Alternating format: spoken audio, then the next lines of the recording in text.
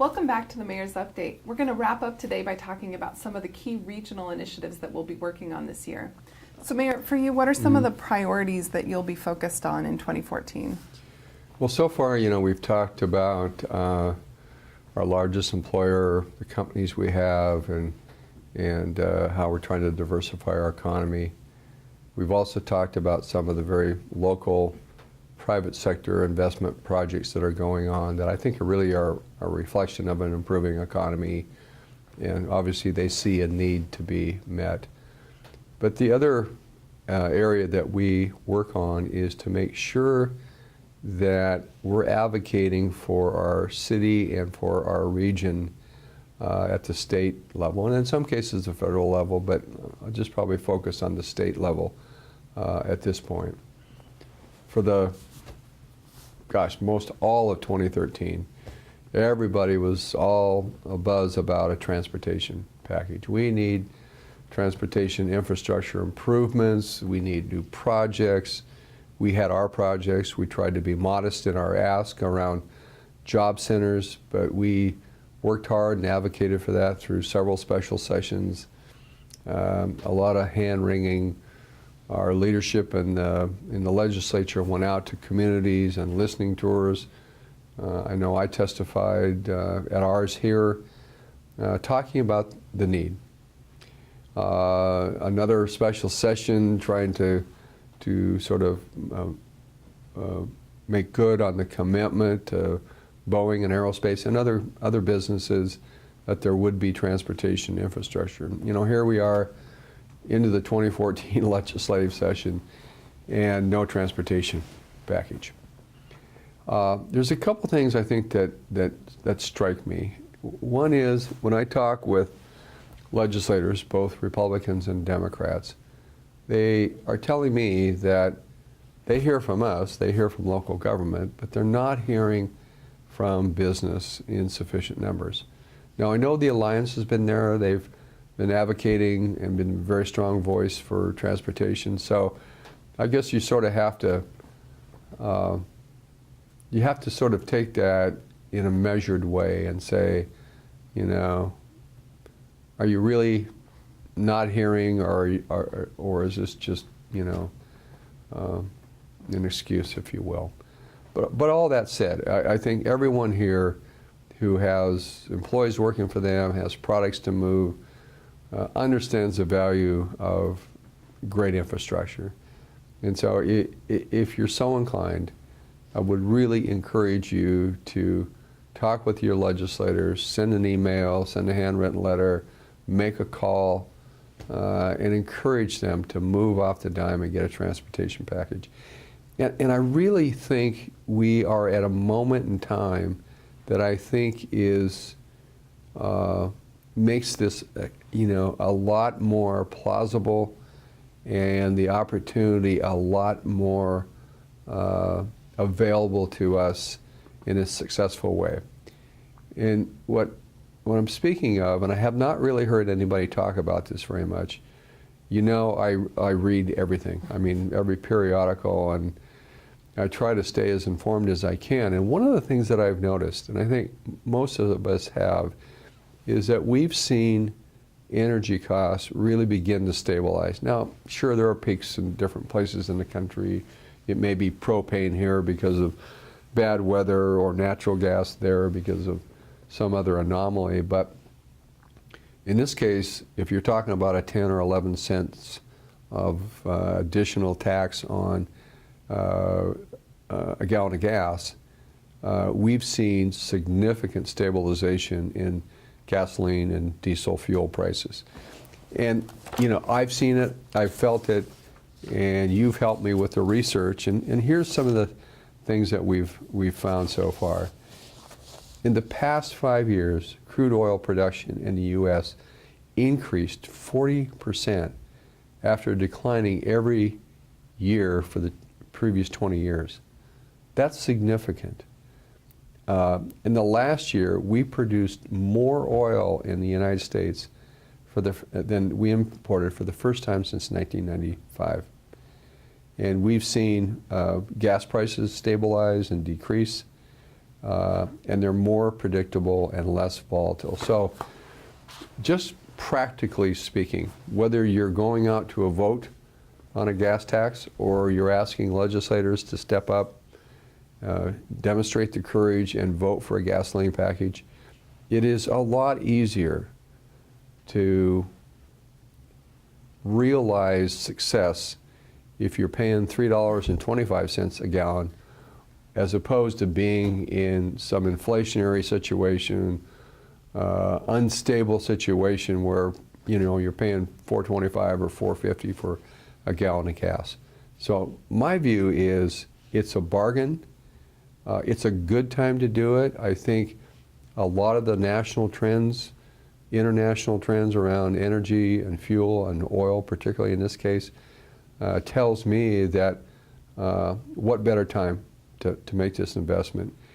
And the point here is whether you're a business who have fuel costs, running a large fleet like we do, from buses to police department to fire department, and you have this sort of a similar situation in the private sector, or you're a consumer buying gasoline, we've all lived through that volatility.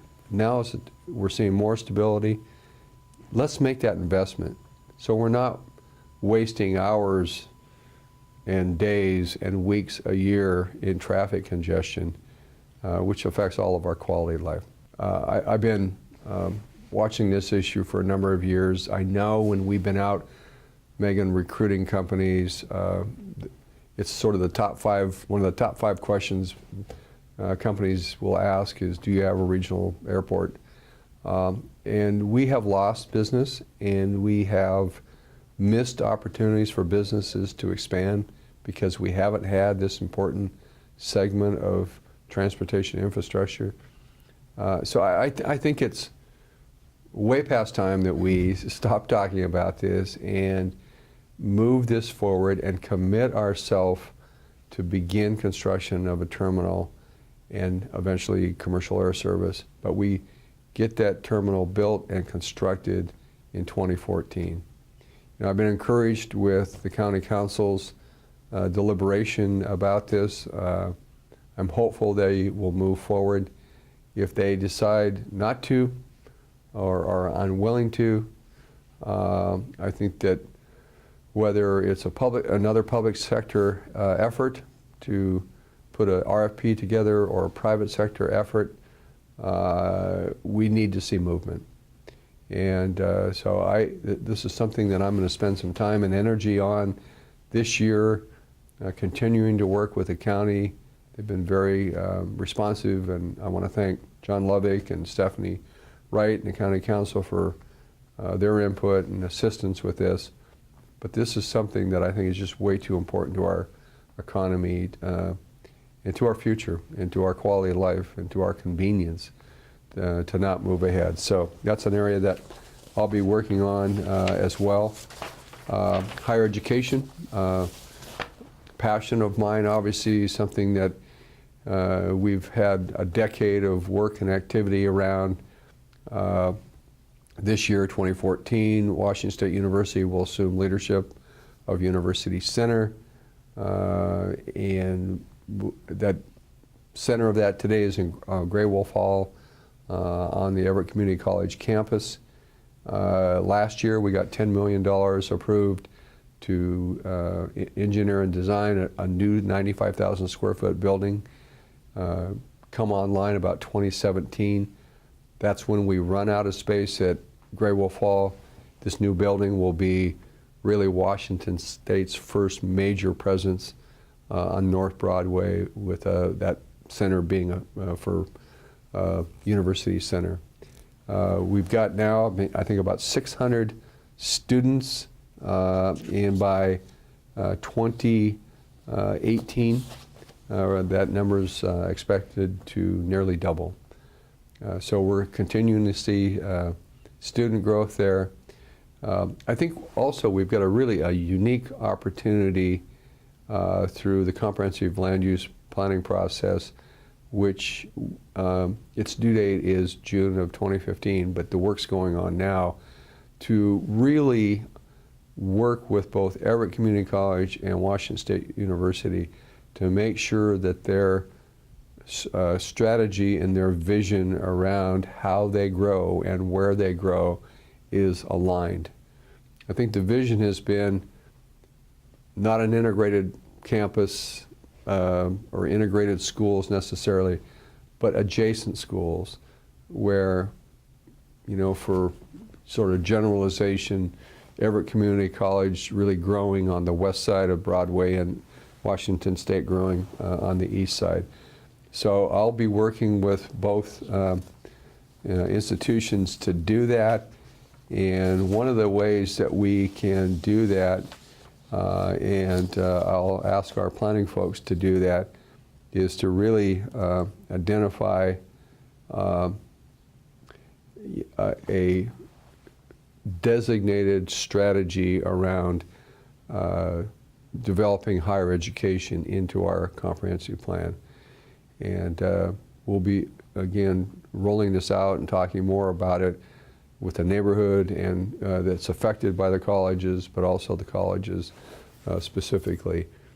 The needs around higher education in the area of STEM continue. We've got mechanical engineering.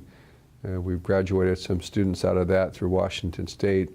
This year we'll start with electrical engineering, school communication, hotel management. And so programs continue to grow. The need is obviously there. And we continually get infusions in the governor's budget around advanced manufacturing. There's a new advanced manufacturing center that it will be run by Everett Community College, 37,000 square foot space that will come online soon, and that will meet a need. But I've really been impressed. I mean, I don't care if it's K-12 or community college or the 4 years. Everyone has really embraced STEM and the need to support the businesses and industries that rely on technical education for the worker of tomorrow for them. So I think we're meeting that need in a very, very significant way. Well, great. To close, you know, looking back at a decade in office, what do you think? Well, you know, and I'm sure people of my generation say this and feel this all the time. It feels like it was just yesterday. I mean, it's just like, where did all the time go? But, you know, there's been a lot of really great accomplishments and great highs and important things that have occurred. I mean, we went through a base realignment closure process, kept Naval Station Everett open. We were courting University of Washington for a while. That didn't work out, and Elson Floyd and I developed a great partnership to bring Washington State University here. That's been huge for us. You know, the work around the tanker for the Boeing Company, the work we did around 787 and now 777X. I mean, all important and big, big issues in terms of making sure that we have financial strength and financial stability in our community. It really makes all the kinds of things that we want as a community possible. Our ability to have and maintain great parks, our ability to have great programs and free programs, all of that is dependent on a strong economy and strong performance. It just doesn't work if you're not working and concentrating and staying focused on the big issues and the issues that will really assure financial strength of your community. So it's been a ball. I'm not sure my wife Vicki would always agree with that, but you know, and a lot of sleepless nights, but all in all, very rewarding. I like where Everett is positioned. I'm really excited about the future. I mean, I think our ability to continue to provide an ever-improving quality of life in our community, you know, it's just remarkable. I'm not one to, you know, to take time to, you know, pat ourselves on the back too much. That's just not who I am. But we've got a remarkable staff who's done great work countless hours to have a better community and a better quality of life for our citizens. And, you know, so I'll afford myself the luxury of taking a few minutes to look back and say, you know, it's been good, but the future is brighter and the opportunities will be greater. And I think we're a world-class community and a community that's only going to get better. Well, thank you so much, and thanks for sharing your thoughts and giving us a peek at the state of the city. Absolutely. Well, thank you for joining us today. We hope to see you again next month.